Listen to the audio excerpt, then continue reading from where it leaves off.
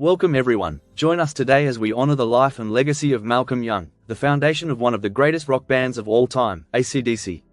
So let's dive in. Malcolm Mitchell Young, born the 6th of January 1953, in Glasgow, Scotland. Born in Cranhill District, Malcolm came from a working-class family. His father William held various jobs and served as a flight engine mechanic in World War II, while his mother Margaret was a homemaker. In 1963, during the Big Freeze, the family, including Malcolm, his sister, and 6 brothers, emigrated to Sydney. Raised in a music-loving home, Malcolm was surrounded by strong influences. By 1964, his older brother George was already a rising star with the Easy Beats, while another brother Alex played in the UK band Grapefruit. Malcolm and Angus first played with their brother George and George's musical partner Harry Vander in a short-lived studio project called the Marcus Hook Roll Band. Malcolm's first real band, however, was Newcastle's Velvet Underground, unrelated to the American group, where he played with future Ted Mulry gang drummer Herman Kovacs.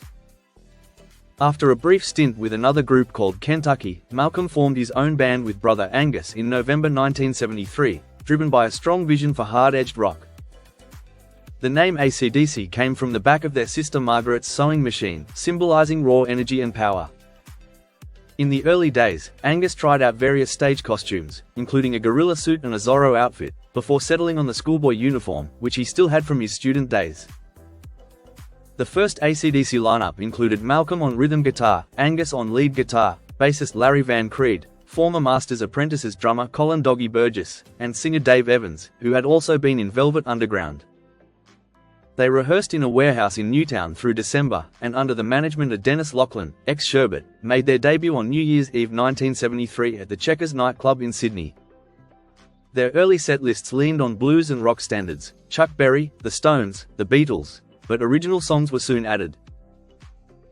In early 1974, ACDC was still finding its feet.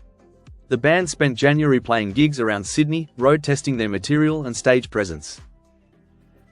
At this stage, original bassist Larry Van Creed occasionally played saxophone, with Malcolm switching to bass for those numbers, an unusual setup that hinted at the band's evolving style.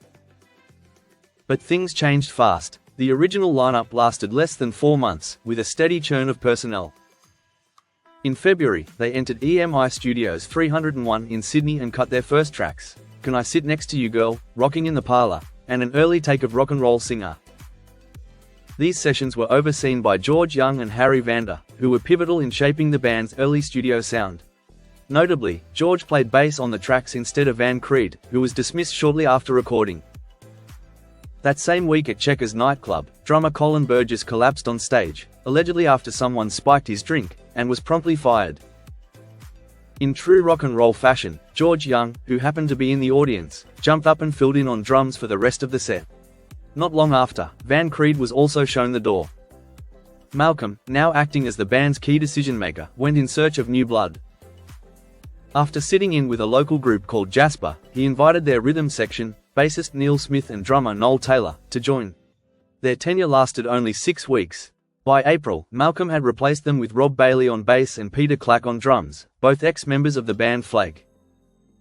This lineup never recorded, but they were part of a few memorable moments. Most notably, they featured in the promotional film clip for Can I Sit Next to You Girl. It was also during this period, at an outdoor show in Sydney's Victoria Park, that Angus donned his schoolboy uniform on stage for the first time, a moment that would become legend. A major moment came on May 26, 1974, when ACDC played to over 25,000 people on the steps of the Sydney Opera House, supporting Stevie Wright's comeback. It was one of Sydney's biggest concerts, and also marked a rare Easy Beats reunion with George Young and Harry Vander backing Stevie. Malcolm would also go on to play the guitar solo in part 1 of Stevie Wright's song Evie. By June, ACDC had signed with Albert Productions and released their debut single Can I Sit Next to You Girl. While it didn't chart nationally, it gained traction in Perth and set the stage for their rise. That same month, cracks appeared with lead singer Dave Evans, whose glam style and unreliability clashed with the band's harder direction. While supporting Lou Reed's RockNRoll Animal tour in Adelaide, Bon Scott, recently out of hospital, was introduced to the band by his old Valentine's mate, Vince Lovegrove. Bon was hesitant at first, preferring drums, but agreed to travel with the band as roadie and driver. With Evans missing gigs, manager Dennis Laughlin often filled in. By September, Bon officially joined, debuting at the Paraka Hotel in Perth, then taking the stage at Sydney's Brighton Le Sands Masonic Hall. Bon brought fire. Born in Scotland and raised in Fremantle, he had fronted top Aussie bands like the Valentines and Fraternity, and already had deep ties to Vanda and Young. With his raw voice, swagger, and lived-in edge, Bon was exactly what ACDC needed. With Bon at the mic, ACDC had finally found its true voice, and the real ride was about to begin. By late 1974, Bon Scott had embraced his role as ACDC's larrikin frontman, shirtless, loud, and unapologetically raw. His stage antics, paired with Angus Young's electrified schoolboy act, made them a wild and unforgettable duo. But behind the chaos was Malcolm, steady, sharp, and ruthless about the music. As rhythm guitarist and band leader, he shaped ACDC's tight, no-frills sound. His instinct for groove and discipline made the band stand out.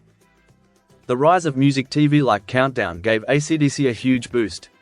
Bon's charisma on screen, Malcolm's tight arrangements, and Angus's energy made them stars. With support from producer duo Vanda and Young, the band ditched glam for gritty hard rock, and a powerful songwriting trio, Malcolm, Angus, and Bon, emerged.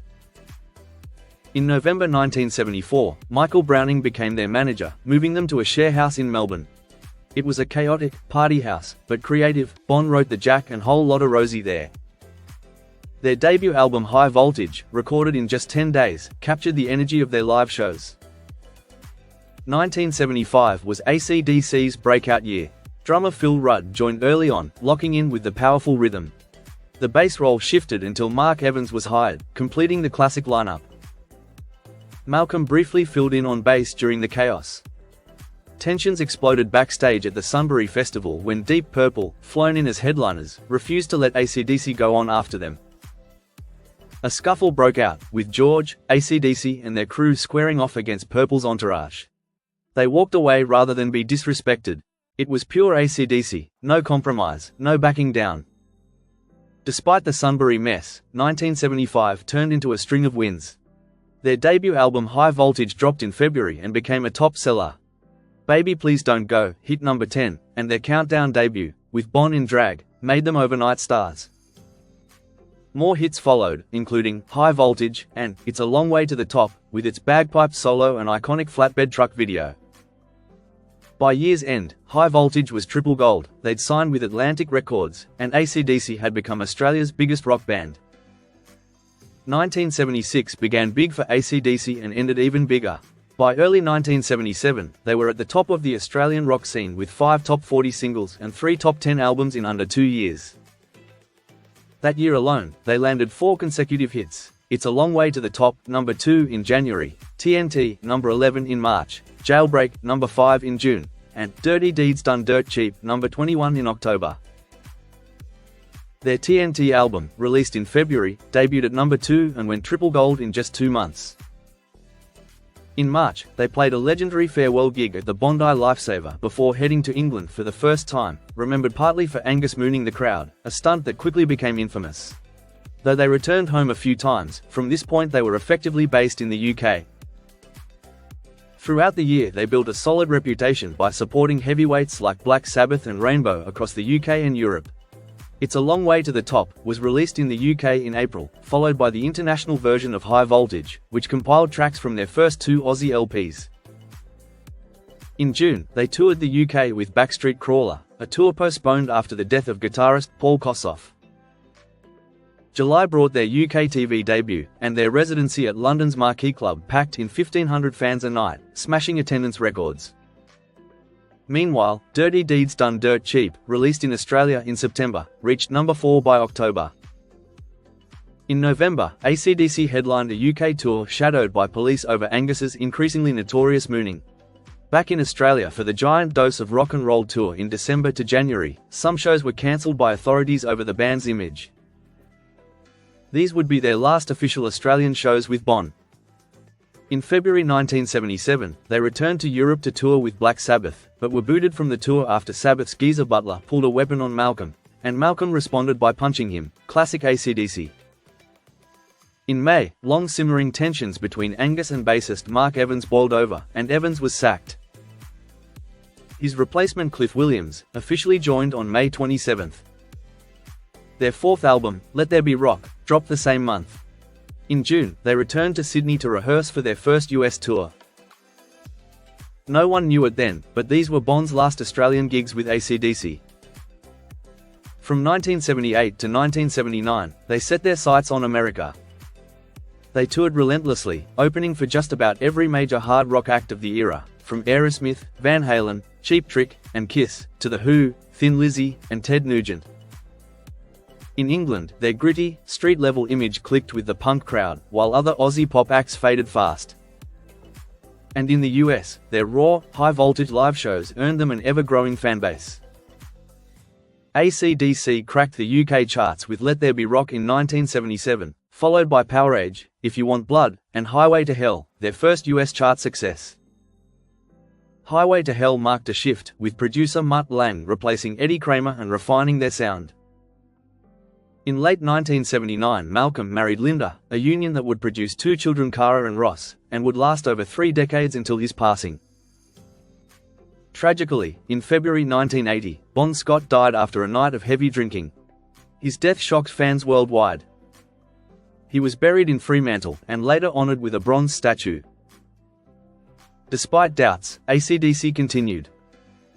Brian Johnson joined in April 1980, and with Lange producing, they recorded Back in Black, a tribute to Bon. It became a global hit, selling 19 million copies in the US alone. It hit number 1 in the UK and top 5 in Australia and the US, where it ultimately sold a staggering 19 million copies, America's 6th highest selling album of all time. From there, ACDC kept rising. They became hard rock royalty. After the success of Back in Black, ACDC's rise continued through the 1980s and beyond. Malcolm, known for his steady, rhythmic guitar style, was the backbone of ACDC's sound. His dedication to the band's gritty, hard rock ethos was pivotal as the band continued to produce classic albums like For Those About to Rock, We Salute You, in 1981, Flick of the Switch, in 1983, Fly on the Wall, in 1985, and Blow Up Your Video, in 1988. These albums kept ACDC at the top of the hard rock scene, cementing their place in rock history. In 1988, Malcolm stepped away from most of ACDC's Blow Up Your Video World Tour to tackle alcohol addiction. He later returned to the band sober, with his nephew Stevie Young filling in during his time away. In the 1990s, Malcolm continued to write, record, and tour with the band. They released The Razor's Edge in 1990, which featured hits like Thunderstruck, propelling the band back into the mainstream spotlight. ACDC also toured the world, performing for millions of fans in massive stadiums and arenas. In 2004, both Malcolm and Angus were invited to join the Rolling Stones on stage in Sydney, a tribute to their legendary status. Malcolm played guitar in ACDC from 1973 until his final live show in June 2010, rarely stepping away in nearly 4 decades. He was the driving force behind the band's unmistakable sound, and was known for his work ethic, commitment to the band's authenticity, and his strong musical vision alongside his brother, Angus. After the Black Ice Tour, he was treated successfully for lung cancer and fitted with a pacemaker due to heart issues. Though he continued writing until 2014, his health declined, and he was diagnosed with dementia. On the 24th of September 2014, ACDC announced his retirement, with nephew Stevie Young officially taking over. Sadly, on November 18, 2017, at the age of 64, Malcolm Young passed away after a long battle with dementia. His death was met with an outpouring of tributes from fans, musicians, and the music community, acknowledging his immense impact on rock music. His funeral was held at St. Mary's Cathedral in Sydney, on the 28th of November. Malcolm's elder brother George only died a few weeks before him, on the 22nd of October 2017.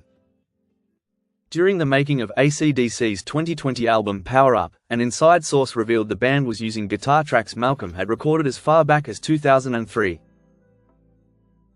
And there you have it. Though Malcolm Young's passing marked the end of an era, his sound, spirit, and songwriting continue to echo through every power chord and thunderous beat of the band he helped build.